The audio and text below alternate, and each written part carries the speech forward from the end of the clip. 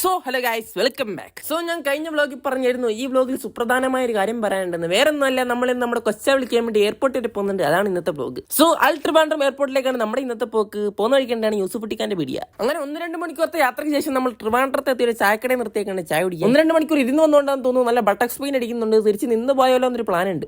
ഇന്നത്തെ നമ്മുടെ ചായക്കടയെല്ലാം സ്പോൺസർ ചെയ്ത കുഞ്ഞുമാണ്. സോ നമ്മൾ ആദ്യം പോയി ഒരു ചായ എടുത്തൊരു കടലെടുത്തു. പിന്നെ ഒരു പപ്സ് വാങ്ങി തന്നായിരുന്നു. നമുക്കത് വീഡിയോ എടുക്കാൻ പറ്റില്ല, കുറച്ച് ആർത്തിയായതുകൊണ്ട് നാക്കുപോലും തട്ടാതെ നേരെ അണ്ണാക്കിലോട്ടാ പോയത്. അങ്ങനെ അതിൽ നിന്ന് വയറ് നിറച്ച് നമ്മൾ നേരെ എയർപോർട്ടിലേക്ക് എത്തി. ഇതും കൂടെ കൂട്ടി 1ാമത്തോട്ടാണ് ട്രിവാൻഡ്രം എയർപോർട്ടിൽ എത്തുന്നത്. എന്നാൽ ഞാൻ പറയുവാണ്, പണ്ടത്തെ പോലെയല്ല, ഒരുപാട് അങ്ങ് മാറിപ്പോയി എയർപോർട്ട്. ഇനിയുള്ള ഏക കടമെന്ന് വെച്ചാൽ കൊച്ചായ കണ്ടുപിടിക്കണം. അതിനുവേണ്ടി ഇപ്പോൾ റോഡിന്റെ നടുക്കൂടെ കൈമുക്കൊണ്ട് നടക്കും എല്ലാവരുടെ. അങ്ങനെ കുറച്ചെടുത്ത് അന്വേഷണത്തിനുള്ളിൽ നമുക്ക് ആളെ കിട്ടി. ഇതാണ് ഞാൻ പറഞ്ഞ മിസ്റ്റർ കൊച്ച. അപ്പോഴത്തേക്ക് ഇവിടെ ആണെങ്കിൽ ഭയങ്കര തിരക്കി. കൊച്ച പറയുന്നത് ഇവിടെ ഏതോ VIP വന്നതിന്റെയാണ്. കൊച്ചാക്കറിയില്ലല്ലോ ഞാനാണ് VIP എന്ന്. അവിടെ നിന്ന് തൊട്ടടുത്താണ് ശംഖുമുഖം വെച്ച് നമ്മൾ അങ്ങോട്ട് പോയി. അവിടെ വെച്ച് കണ്ടാണ് ഈ ചേച്ചിയും പിന്നായിരിക്കുന്ന ഹെലികോപ്റ്ററിനെയും. ചേച്ചി എക്സ്ട്രോവേർട്ടാന്ന് തോന്നുന്നു, അല്ലെങ്കിൽ ഒന്നും കിടക്കത്തില്ല. പിന്നെ കണ്ടതാണ് ഈ മ്യൂസിയം പോലത്തെ സാധനം. പിന്നാണ് മനസ്സിലായി ഇതേതോ മാമന്റെ ചായക്കടയാണ്. അവിടെ നമ്മൾ ബീച്ചിലോട്ട് ഇറങ്ങാൻ വേണ്ടി വന്നപ്പോഴാണ് ഈ ബോർഡ് കണ്ടത്. ഇന്നത്തേക്ക് ബീച്ചിലാ, പോയിട്ട് നാളെ വരാം. ചേട്ടാ, ഇതിപ്പോ ബീച്ച് എന്ന് പറഞ്ഞിട്ട് ബീച്ച് മാത്രമല്ല, വഴിയെ പോയ ചേച്ചിയുടെ പ്രതിമയും മണത്തൂർ പോയ ഹെലികോപ്റ്ററും എല്ലാം അവിടെ ഉണ്ട്. പിന്നെ നമ്മൾ കണ്ടതാണ് ഈ പണി തീരാത്ത കെട്ടിടം, അത് റെസ്റ്റ് ചെയ്യാനുള്ള സ്ഥലം. അതിനകത്താണ് പാവം പിടിച്ചിട്ട് പട്ടി ഒറ്റയ്ക്ക് കിടക്കുന്നത്. സിംഗിളാന്ന് തോന്നുന്നു പാവം. അങ്ങനെ അവിടെ നിന്ന് കാണാനില്ലാതെ നമ്മൾ നേരെ വണ്ടി എടുത്ത് ഫുഡ് അടിക്കാൻ വേണ്ടി ഹോട്ടലിലേക്ക് വന്നു. അങ്ങനെ കൊച്ചാപ്പട ചെലവിൽ ഒരു മന്തിയും കഴിച്ചു. അപ്പൊ ഇനി എന്താ, വീട്ടിൽ പോകണം. സോ ഇന്നത്തേക്ക് ഇത്രേ ഉള്ളൂ. Okay, by.